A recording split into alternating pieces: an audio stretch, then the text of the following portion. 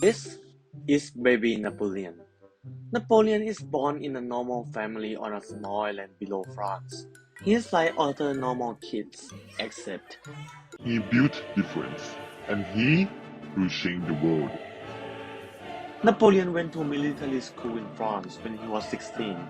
His ambition and intelligence drive him to climb rank, Real fast.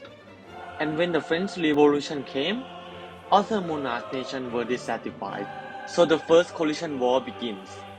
It is Napoleon's time to rise. In each battle, his intelligence, charismatic leadership, element of surprise, high mobility army strategy, and understanding of battlefields lead him To victory. Big reminder, there is only one vs the whole continent. This proved him to be one of the best generals in history. He won the first war, but that's not all. He won again, and again. You would think that he is a type of leader who always thinks about war and forgets to rule his nation. No! He is better than that. Him alone become the emperor of the French, renew the national bank, creating economic stability, reduce the social inequality, gave his people freedom of religion, reformed the old Roman law, and established the new better one. He also sold a huge chunk of land to the US. Come back to the war. After the fourth coalition, British is only the major threat left. British is like God help Navy fighter, and Napoleon is smart, so he not gonna directly fight that dude. So he came up with the Continental System plan. Long story short, he blocked all the British trade with Europe continent, but this will be his first major mistake. A lot of his European allies not okay with this and unfriended him. One of them is Russia, the strongest allies. Napoleon is very sad, so he invaded Russia. Everything is going great.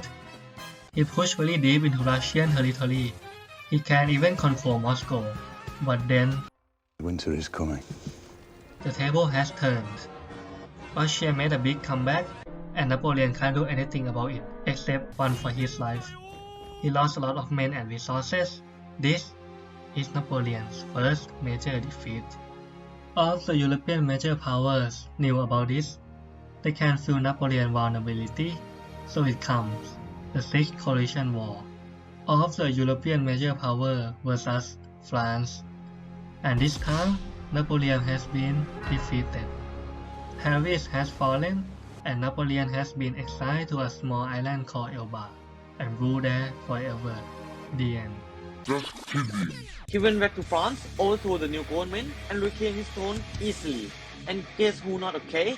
Yeah, the old French European allies. So they all declared war on Napoleon, not with France, but just Napoleon. With the power of friendship, Napoleon is defeated and got exiled again to smaller, further, and more isolated island. He passed away by the age of 51 by cancer. The end. So, why was he so influential that we chose him for this assignment? Although he's a ghost now, he left many things for the physical world. Napoleonic Code, new national bank, equality of society and free religion. Most importantly, he formed political arrangement called sister state and confederation of the line, intervening political entities, which took huge lands from the Holy Roman Empire to France. Consequently, Congress of Vienna redo the maximum of Europe caused by this little French guy. This led Europe to the new balance of power that no single power could become too powerful to dominate others, which would become the root structure of international order until now. Meanwhile, in the alternative universe, If there is no little French guy, possibly the major powers in Europe might not be the same. This is because the Holy Roman Empire might last longer.